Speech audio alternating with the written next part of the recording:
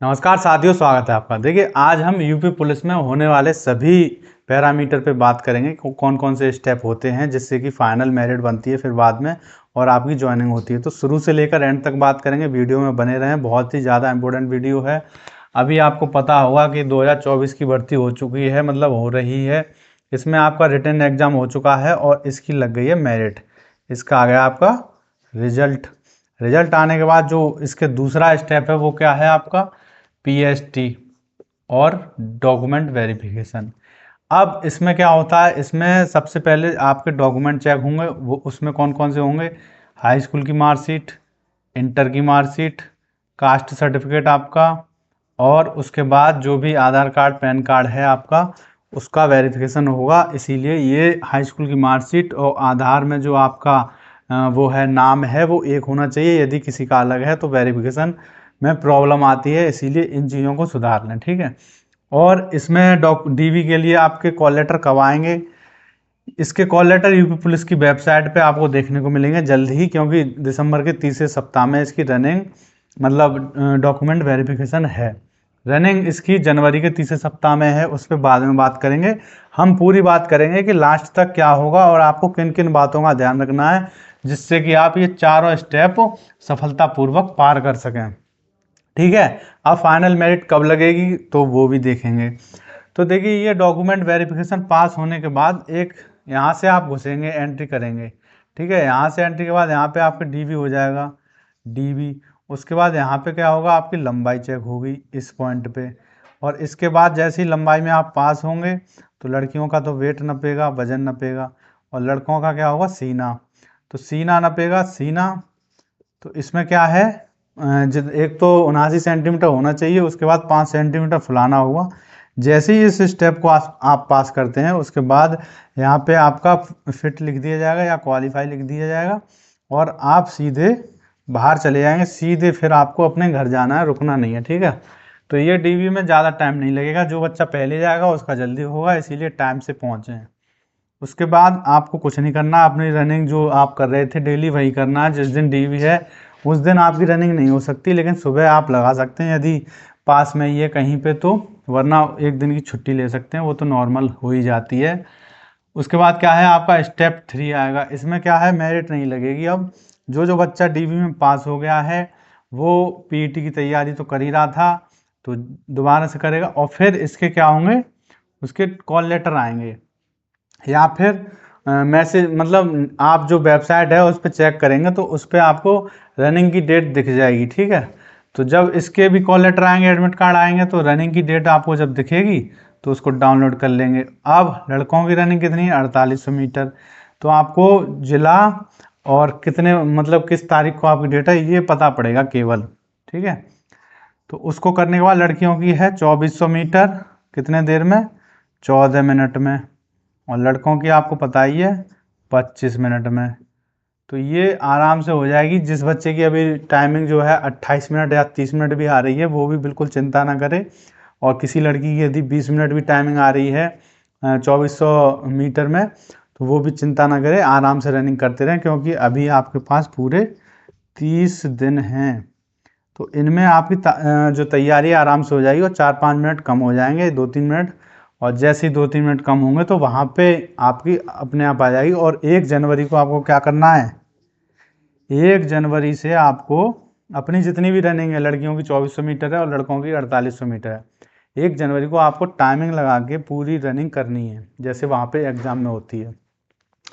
तो ये टेस्ट आपको 7 दिन में एक बार करना पड़ेगा, बिल्कुल जैसे एग्ज़ाम में होता है, 7 दिन में एक बार, बिल्कुल जैसे वहाँ पे होती है रनिंग। जैसे 2400 मीटर आप नाप लें, 6 चक्कर 400 मीटर के, और स्टॉप वॉच शुरू करें और 14 मिनट के अंदर 2400 मीटर लगाएं। और लड़कों का क्या है, वो 4800 मीटर लगाएं। इसमें क्या है, शुरू के चक्कर आप 2 मिनट के हिसाब से लगा सकते हैं, बीच में यदि स्लो होते हैं तो स्लो भी हो जाए, कोई बात नहीं है। लेकिन लास्ट के जो 2 चक्कर हैं उसमें स्पीड बढ़ाएं। 5वें पे ना बढ़ा पाएँ तो छठे पे फुल स्पीड बढ़ा दें।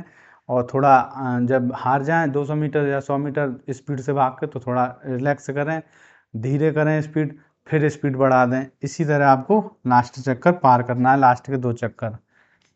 अब जब ये रनिंग जो बच्चा पास कर लेगा उसके बाद क्या होगा, उसके बाद आपके आएंगे मेडिकल के एडमिट कार्ड की, मतलब मेडिकल किस सिटी में है आपका और किस डेट को है। अब मेडिकल में भी यही है कि जो पहले पहुंच जाएगा उसका मेडिकल पहले होगा। तो मेडिकल में क्या होगा आपका, सबसे पहले आपके, पहले क्या होता था मेडिकल के साथ भी डॉक्यूमेंट चेक होते थे, लेकिन क्योंकि डीवी बाद में होता था, अब डीवी हो गया पहले। तो अब क्या होगा मेडिकल में, केवल जल्दी से आपका सीधे सीधे पहले आपकी आंखें चेक होंगी सीधे। आंखों में क्या है, कलर ब्लाइंडनेस चेक होती है और नज़र 6/6 की होनी चाहिए, ठीक है। तो वो चेक होती है, उसमें आपको पढ़ाया जाएगा, छोटे छोटे अक्षर दिखाने जाएंगे कि ये क्या है ABCD, फिर छोटे उससे नीचे की लाइन पढ़ी है, उससे नीचे की, ऐसे छोटी छोटी लाइन पढ़वाएंगे। जैसे ही जो बच्चा आराम से सभी लाइनें पढ़ देगा, फिर उसको एक बुक दिखाई जाएगी कलर ब्लाइंडनेस चेक करने के लिए। उस बुक को भी आराम से यदि आप पढ़ देंगे 5-6 सेकंड में, मतलब ध्यान से देख के, यदि किसी में कोई भी अक्षर नहीं है, आप सोचें मुझे दिख नहीं रहा हो, तो उसमें खाली पेज भी होते हैं जिसपे केवल कलर होते हैं और कुछ भी अक्षर नहीं लिखा होता, ठीक है। यदि आपने कह दिया इस पे कुछ नहीं है तो कुछ नहीं बताना है आपको, खाली कहना है, ठीक है। किसी पे कुछ आपको 5 दिखाई दे रहा है, 15 दिखाई दे रहा है, तो आप बता सकते हैं। उसके बाद आपके कान चेक होंगे, कान में एक मशीन होती है, उसको ऐसे डालते हैं तो वो आपको टच नहीं होगी वो, और वो कहेगा कुछ सुनाई दिया, यदि आपको सुनाई दे तभी बताएं, यदि आपको कुछ सुनाई ना दे तो बताएं, जैसा आपको लगे वैसा बताएं, ठीक है। तो इसमें भी आराम से पास हो जाते हैं। फिर आपके चेक होते हैं, सामने खड़े कर लेंगे कि आप पैर से पंजे एड़ी से एड़ी लगाइए।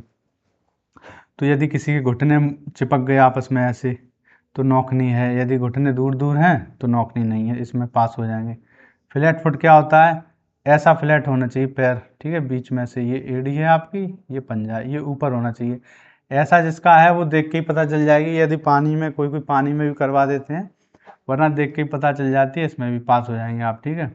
तो ये सभी हो गए, जब ये सब हो जाएंगे आपके, तो आगे जाके आपके पे फिट लिख दिया जाएगा एडमिट कार्ड पे, और आपको वहाँ पे एक रजिस्टर होता है, उस रजिस्टर में आपके नाम के आगे फिट होगा। यदि फिट है वहाँ पे आपको सिग्नेचर करवाएंगे, ऐसे सिग्नेचर जैसे ही आप करेंगे वहाँ पे आप घर जा सकते हैं, या फिर शाम को लिस्ट जारी होती है जो भी पासिंग बच्चों की, तो उसको देख के जा सकते हैं, या ऐसे ही जा सकते हैं। इसके बाद आपको कुछ नहीं करना है, इंतज़ार करना है फाइनल मेरिट लिस्ट का। इसके बाद आएगी आपकी फाइनल मेरिट लिस्ट।